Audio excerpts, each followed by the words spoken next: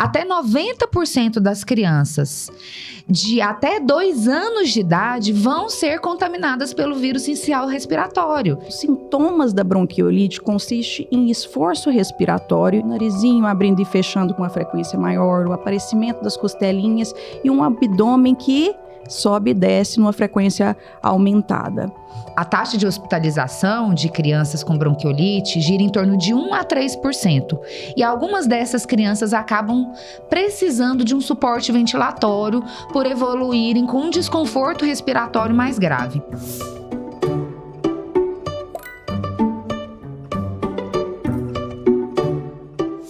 Olá, sejam bem-vindos ao novo episódio do Pod Pediatras. Eu sou a Aline Velasco, pediatra, e estou aqui hoje com a minha parceira, Caroline Mendes, também pediatra.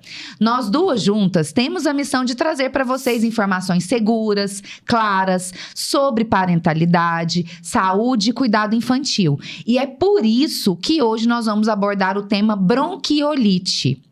O que é a bronquiolite? A bronquiolite ela é uma inflamação das vias aéreas inferiores, lá dos bronquíolos. E é por isso, por se tratar de uma inflamação das vias aéreas respiratórias, que ela acaba causando desconforto respiratório, que é o quadro principal da bronquiolite. Ela é causada por vírus, predominantemente por vírus, e ela está muito relacionada à sazonalidade, porque em determinadas épocas do ano, de acordo com as chuvas e as temperaturas, acontece uma maior circulação do vírus sincicial respiratório. Esse é o principal vírus causador da bronquiolite. Essa sazonalidade, ela varia um pouco no Brasil. Na região norte, ela é maior em torno de fevereiro a junho, e nas demais regiões do Brasil, ela acontece no período de março a julho, que é o que nós estamos vivendo hoje, a nossa realidade como médicas pediatras, nos serviços de emergência, de consultório. Para todo lado tá lotado de bronquiolite. Falando um pouco sobre a faixa etária mais acometida, os menores de 2 anos são os mais acometidos pela bronquiolite. E o agente etiológico mais conhecido é o sincicial vírus respiratório. A gente sabe também que outros vírus também fazem bronquiolite muitas vezes de repetição até. A gente tem uma mesma criança que, por diversos fatores, tem um quadro de repetição aí dessa bronquiolite. E quais são esses outros vírus? A gente tem para-influenza, tem o influenza. Um outro vírus que a gente percebe que tem aparecido bastante é o metapneumovírus. Esse vírus também causa a bronquiolite. E a gente entende que os pequenininhos são os que mais sofrem, Aline. A gente precisa trazer um dado importante para as pessoas entenderem a incidência da bronquiolite, como é uma alta incidência. Até 90% das crianças de até 2 anos de idade vão ser contaminadas pelo vírus sincicial respiratório. Sim. E dessas, 40% vão evoluir com bronquiolite. Por isso que é uma incidência tão alta. Considerando que a circulação do vírus aumentou nessa época do ano, pelas questões climáticas, então a gente vê aí por que os nossos hospitais estão realmente lotados de bronquiolite. Sim. Carol, e por que a bronquiolite é tão temida pelos pais? Eu costumo falar, eu já até trouxe também pro Instagram, todo pai morre de medo da bronquiolite. Mas por que isso acontece? Por que eles morrem de medo da bronquiolite? Porque papai nenhum na vida vai ver um filho com dificuldade de respiração e não vai morrer de medo. Então é isso. A falta de ar é o número 1 com relação ao medo desses pais. Então eles temem que os filhos fiquem mal, precisem de uma hospitalização por conta dessa falta de ar. Então são esses 2 principais pontos, Aline, o medo da falta de ar e o medo da hospitalização desse bebê. E a gente vê muito isso na nossa realidade. Muito. As famílias relutantes com a internação, o que é totalmente compreensível, porque é uma angústia muito grande para uma família ter que internar uma criança, especialmente se tratando de bebezinhos, normalmente mais jovens. E isso traz muita incerteza, muita insegurança. Os pais têm muitas angústias em relação ao tratamento, porque a gente sabe que não existe um tratamento específico. Não. Na maioria das vezes, o tratamento é um suporte. Então, essa questão de, mas vai internar por quê? O que vai ser feito no tratamento? Olha, suporte. É aquele olhar atento, criterioso, a presença do médico ali de perto. Então, essas dores são compreensíveis, mas a gente precisa entender que quando a internação está indicada, é importante que ela aconteça, para que a criança evolua de forma mais favorável e para que a gente evite o agravamento que às vezes acontece pela opção do tratamento em domicílio. Sim. E muitas vezes, Aline, o que eu percebo é que, assim, muitos pais relutam e não entendem que são coisas simples que podem mudar completamente o jogo. Por exemplo, eu tenho uma criança que não está dormindo porque está muito secretiva e uma criança que não está mamando. Só isso seria indicação de internação? Muitas vezes, sim. Muitas vezes a gente faz essa avaliação porque o bebê é muito pequenininho. Então, é uma outra coisa que eu acho interessante a gente pontuar aqui. Às vezes, a gente opta pela internação, não porque vai precisar de algo tão diferente assim do suporte que tem em casa, mas pelo olhar cuidadoso, o olhar vigilante que a gente vai ter no hospital. Eu acho que também existe uma questão que os pais apresentam, que é a incerteza sobre o momento de buscar ajuda, de buscar atendimento médico. Então, os pais ficam naquela dúvida. Eu vou ao pronto-socorro e corro o risco de estar expondo meu filho a outros vírus, a outros patógenos, a outro tipo de contaminação. Ou eu fico em casa e corro o risco de negligenciar, de perder o tempo ideal. Então, essa também é uma incerteza muito grande. O que eu trago para as pessoas quando eu oriento? Na dúvida, leva. Sim. Entre em contato com o seu pediatra e leva, para que ele faça essa avaliação e tome essa decisão por você. Sim. Porque como pai, como mãe, são decisões difíceis da gente tomar. Os sintomas da bronquiolite consistem em esforço respiratório, e aí eu costumo orientar os papais que vai olhar para sua criança e vai ver o narizinho abrindo e fechando com uma frequência maior, o aparecimento das costelinhas e um abdômen que sobe e desce numa frequência aumentada. Então, isso acontece porque eu tenho brônquio e bronquíolo inflamado, eu tenho uma congestão associada, porque inicialmente a gente só tem coriza, aquele quadro gripal carregado no bebê. E depois a gente entende no curso da doença que pode acontecer essa sibilância, que é o chiadinho no peito, por conta dessa secreção e dessa irritação. E como tratar a bronquiolite? A bronquiolite não tem um tratamento específico, cada criança vai ser uma criança. Eu uso broncodilatador, eu uso bombinha, eu uso lavagem nasal. Lavagem nasal quase sempre, ou se não em 100% dos casos, a gente vai usar mesmo para ajudar a fazer essa gestão da secreção. As demais coisas a gente usa no caso da necessidade de cada criança.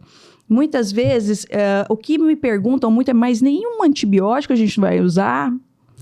Não vai usar. Quando eu tenho uma bronquiolite, puramente uma bronquiolite, a gente não vai usar.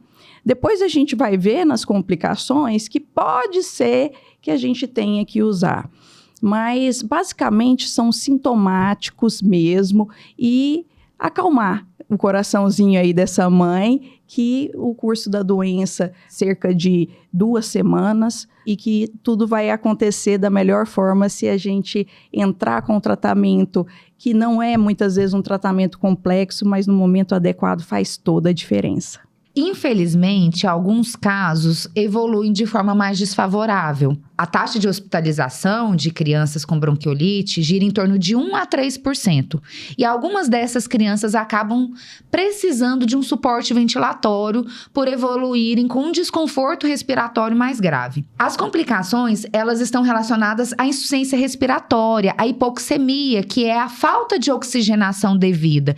Pelo fato do sistema respiratório estar inflamado, estar comprometido, as trocas gasosas, o processo de respiração fica comprometido. E aí a criança evolui com esse quadro de insuficiência respiratória, que às vezes demanda um suporte ventilatório e esse suporte de terapia intensiva.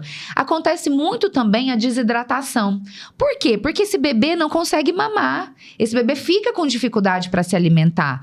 Então a própria doença, o próprio esforço respiratório excessivo também podem levar a essa questão da criança ficar mais desidratada, o que às vezes é uma indicação de internação para que a gente possa trazer esse suporte. A pneumonia, ela é uma complicação da bronquiolite. Às vezes, uma infecção viral, que é o caso da bronquiolite, evolui como infecção bacteriana secundária, que é a pneumonia, quando a gente vai ter que lançar a mão aí dos antibióticos. É importante que essa avaliação seja sempre feita pelo pediatra, para que a gente tenha certeza se esse antibiótico vai realmente ser necessário. Agora, o que eu quero trazer são as boas notícias. A portadora das boas notícias, a comunidade médica, a comunidade pediátrica está muito feliz com a novidade, que é a vacina contra o vírus sincicial respiratório, a Abrisvo. Essa vacina, ela já está disponível na rede particular, ela pode ser feita a partir do 6º mês de gestação, da 24ª semana de gestação. E colegas médicos, pediatras, já têm observado no consultório o resultado positivo de bebezinhos recém-nascidos, bebês jovens, que estão sendo contaminados pelo vírus sincicial respiratório nessa época do ano, mas que já estão evoluindo de forma favorável, sem necessidade de suporte ventilatório, sem evoluir com uma bronquiolite importante, devido ao fato das mãezinhas terem sido vacinadas na gestação. A notícia ainda melhor é que nós já temos o planejamento para essa vacina na rede pública de saúde. Está previsto para agosto de 2025. Então, realmente é uma coisa que acalenta muito os corações, porque nós estamos muito otimistas para a sazonalidade de 2026. Já existe o anticorpo monoclonal. O que é anticorpo monoclonal? A vacina, ela promove uma imunização ativa. A gente toma a vacina para o nosso corpo produzir anticorpos contra determinados vírus. Certo? O anticorpo monoclonal é o anticorpo pronto. Você já recebe o anticorpo contra aquele vírus. Então, nós já temos no mercado o Nirsevimab, que é um anticorpo monoclonal para bebês de até 12 meses, prematuros, e para lactentes de até 2 anos de idade. Ainda não está disponível na rede pública, mas a programação é que esteja em setembro de 2025, mas já está disponível na rede privada. E na rede pública, nós já temos há algum tempo o Palivizumab. Ele é um anticorpo monoclonal feito naqueles bebês prematuros extremos que nasceram com até 28 semanas de gestação e nas crianças com comorbidades cardíacas e com pneumopatias. Então, essas crianças recebem o Palivizumab até 2 anos de idade. Essas são as boas notícias do mundo acadêmico, do mundo científico, que acalentam muito o nosso coração. Falando um pouquinho mais sobre uma questão que é polêmica aí da bronquiolite, é sobre o isolamento e sobre as visitas, Aline. Você que tem bebê deve ter vivenciado isso daí, né, de ter telefonemas só avisando que ia visitar seu pequeno, e a gente vê que é algo que nunca muda, né? É uma cultura que, mesmo a gente tendo atravessado a pandemia, que trouxe um grande ensinamento para a gente em relação ao benefício do isolamento, a gente ainda vivencia essa realidade cultural mesmo, como você disse. As pessoas querem visitar, as pessoas querem conhecer os bebês. Olha, não precisa, pode esperar. Se você espera, você está diminuindo a chance desse bebezinho ser contaminado por um vírus que, para ele, pode ter um desfecho extremamente desfavorável. Sim. Às vezes, nós somos assintomáticos, portadores assintomáticos. Nem sabemos que estamos gripados, mas o bebê evolui de uma forma muito desfavorável.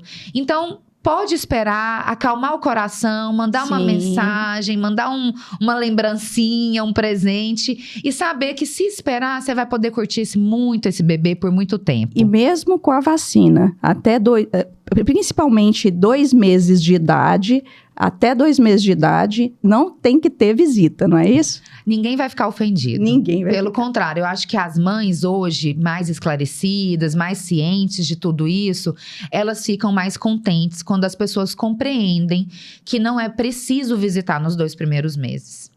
É isso. Eu acho que a gente fechou tudo sobre bronquiolite, que a gente trouxe informação de qualidade para vocês, que é o nosso objetivo. E a gente espera que essas famílias se sintam agora mais seguras, mais confiantes, para conduzir essas situações de bronquiolite, até saber mesmo quando buscar ajuda, como buscar ajuda, e identificar se o seu bebê pode estar ou não apresentando esse quadro. Esse foi mais um episódio do Pod Pediatras. Obrigada por estarem nos assistindo. Aproveitam, se inscrevam no nosso canal, compartilhem esse conteúdo que pode fazer a diferença na vida de muitas famílias. E nós nos vemos no próximo episódio. Até o próximo episódio.